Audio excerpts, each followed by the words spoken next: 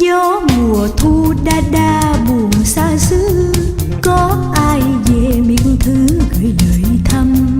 Gió mùa hè quả kêu lòng thổn thức, con trăng này rưng rưng giọt sầu thương.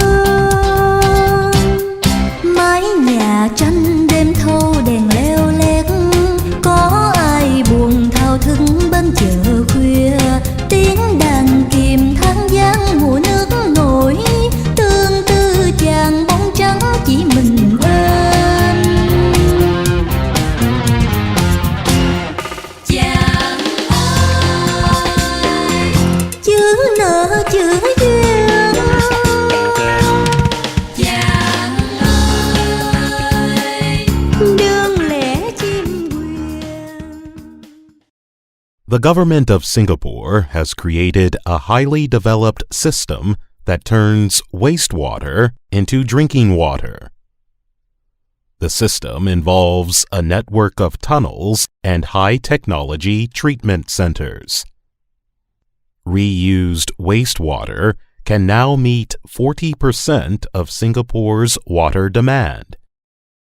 The country's water agency says it expects to meet 55% of Singapore's water demand by the year 2060. Most of the water is used for microchip manufacturing centers and cooling systems in buildings. But some of it is added to the country's drinking water supplies. The system helps reduce ocean pollution, as only a small amount of the treated water is sent into the sea. The United Nations estimates that 80% of the world's wastewater flows back into the oceans without being treated or reused. Singapore has few natural water sources. The island nation has long had to depend mostly on supplies from neighboring Malaysia.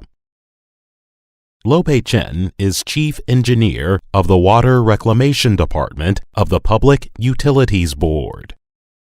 She told reporters with Agence France-Presse, Singapore lacks natural resources and it is limited in space, which is why we are always looking for ways to explore water sources and stretch our water supply. One major plan is to collect every drop and reuse endlessly, she added. The Changi Water Reclamation Plant on Singapore's eastern coast is the main part of the country's recycling system. Parts of the water treatment center are underground. Wastewater enters the center through a 48-kilometer tunnel that is linked to sewers. The center contains a large system of steel pipes, tubes, tanks, cleaning systems, and other machinery. It can treat up to 900 million liters of wastewater a day. In one building, a network of airflow systems has been put in place to keep the air smelling as fresh as possible.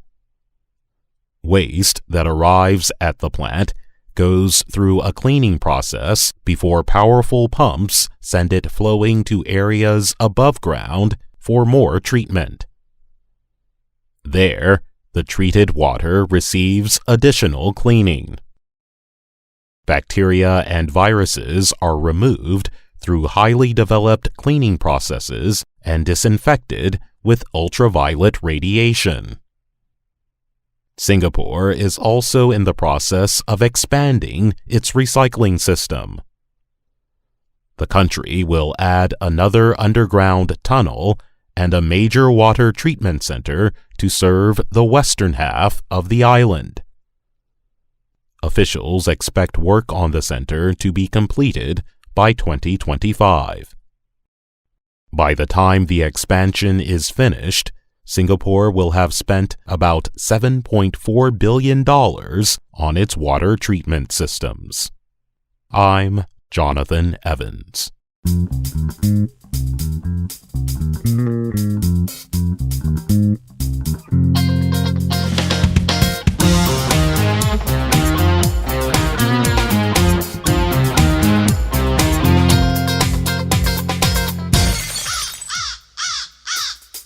Gió mùa thu đa đa buồn xa xứ, có ai về miền thứ gửi lời thăm.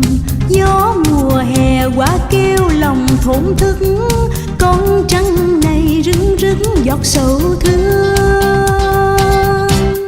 Mái nhà tranh đêm thâu đèn leo lét, có ai buồn thao thức bên chợ khuya. Tiếng đàn kìm than vang mùa nước nổi, tương tư chàng bóng trắng chỉ mình bên. Chàng ơi, chữ nợ chữ duyên. Chàng ơi, đơn lẻ chim quyền. Lục bình trôi nổi, nắng chưa qua đổi. Heo ngọn trầu xanh ai nỡ sao đành, sao đành. Xuống xề câu giả cổ hoài la. Chàng ơi, khế rụng đầy sân. Chàng ơi, lúa trổ bao lần. Điệu buồn trăn trở, tiếng ru nức nở. Bên chợ đoạn qua ai đã xa nhà. Em chờ bớt chàng ơi. Con cua, con cá, con ốc và con còng, nó gần giữa chợ bến đón người qua. Để ai đang kêu đứt đứt tình tàn, quá kêu ai quán cả câu hoài lan hoang hoang. Mấy nhà tranh có đèn leo lét, chỉ vì ai có nợ duyên.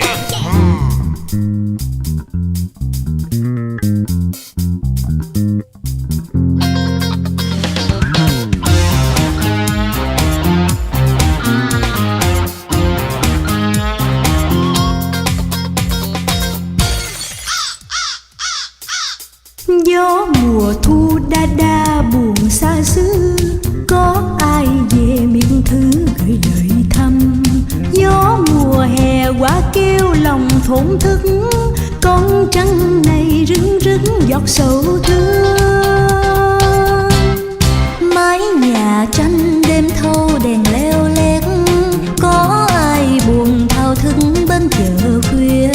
Tiếng đàn kìm than vang mùa nước nổi, tương tư chàng bóng trắng chỉ mình bên. Chàng ơi, chữ nợ chữ duyên. Chàng ơi, đơn lẻ chim quyền. Lục bình trôi nổi, nắng chưa qua đổi. Heo ngọn trầu xanh ai nỡ sao đành, sao đành. Xuống xề câu giả cổ hoài la. Con cua, con cá, con ốc và con còng, nó gần giữa chợ bến đón Khế người qua. rụng đầy sân.